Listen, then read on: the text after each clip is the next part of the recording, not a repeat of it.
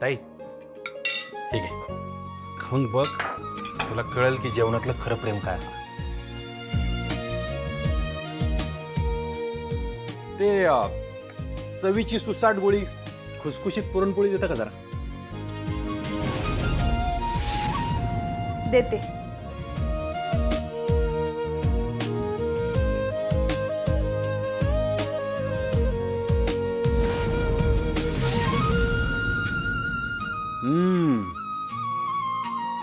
चवीची सुसाट गोळी.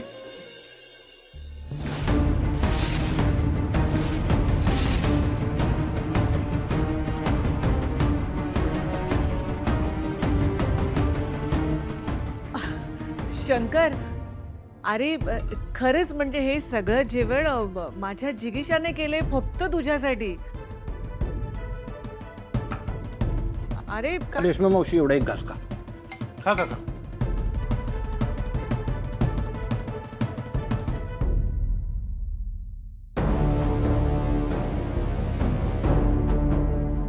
हल्लं. आता खरं खरं सांगा, तुमची पोरगी असं चवदार जेवण बनवू शकते का? कृष्णाच्या खानावळीतून आले जेवण, आणि समोर साक्षात खानावळीची मालकीन उभी.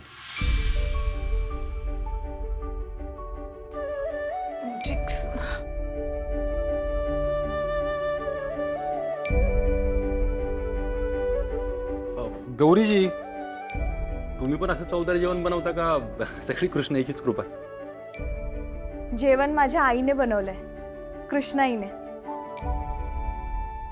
मग तुम्ही काय फक्त गुंड प्रवृत्तीच दाखवता का? डब्बा घेऊन निघायचंय मला.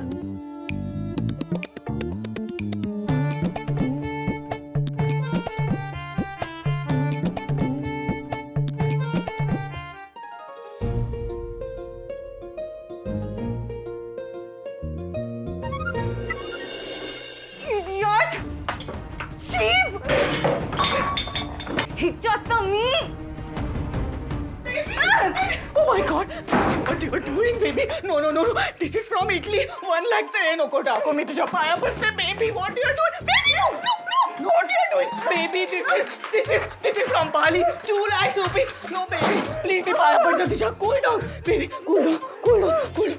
Deep breathe, deep breathe, deep breathe. Deep breathe, baby. Calm down, my child. Please, calm down, baby. Cool down, cool down. Deep breathe, deep breathe, deep breathe, baby.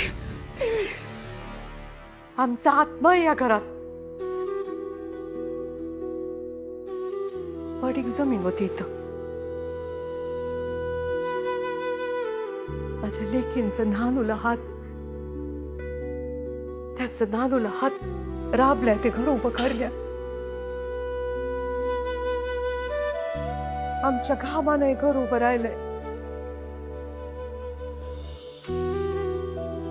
मोठ्या कष्टानं या जागेला घरपणा दिलाय आपली. या घरानं आमचं हसणं, रडणं, चांगलं वाईट सगळं बघितलं या घरात.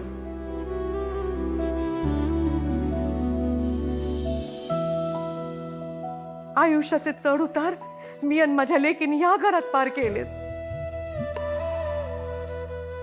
वादळ वाऱ्यापासून याच घरात तग धरून राहिलो आम्ही.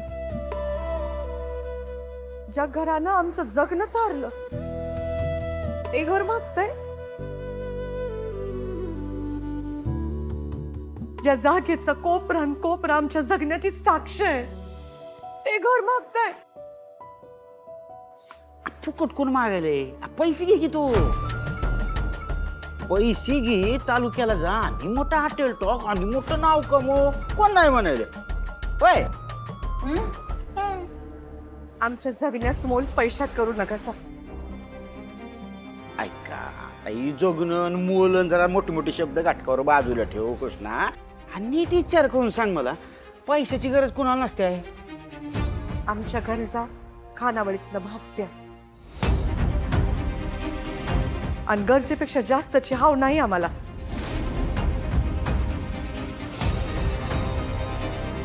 आता शेवटचं सांगते, एकदा जीव गेला तरी चालत, पण हे घर आणि खानावळ आम्ही नाही सोडणार.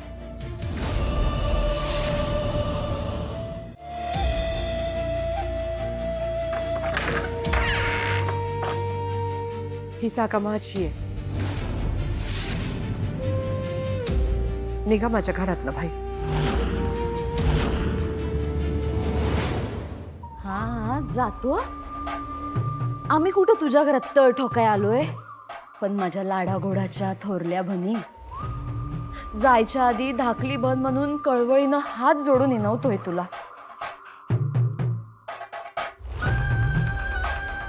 तुझ्या थोरल्या पोरीवर लक्ष ठेव जरा.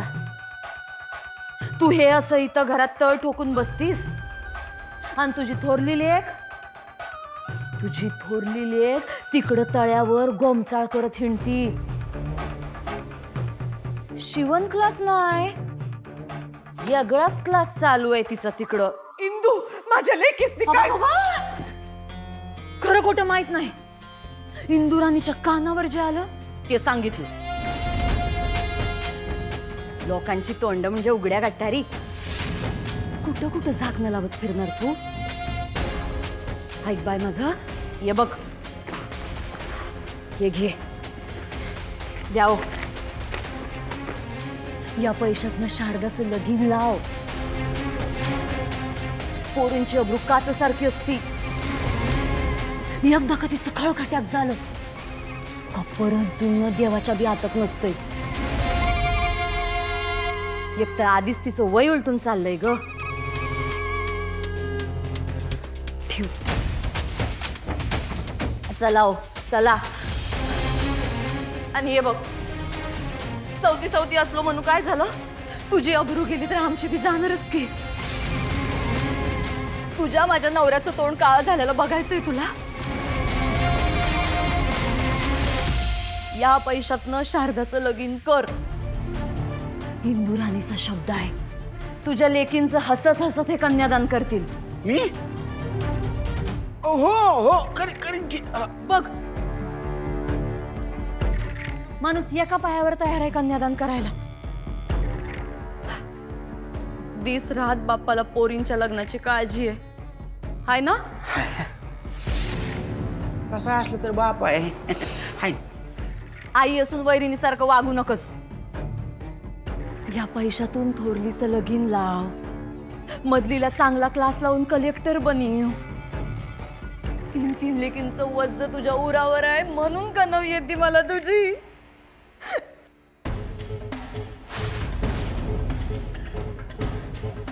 तुमच्या शारदेसाठी एक भारी स्थळ नजरत आहे माझ्या. पोरीचा बाप काय करतो ते विचारणार. लग्नाला येणार का बाप?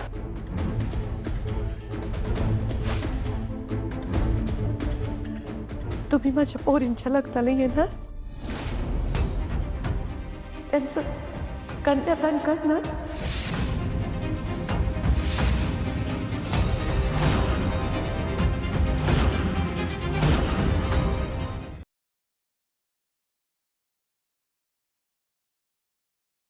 नात्यात जपतात एकी कृष्णाईच्या लेकी.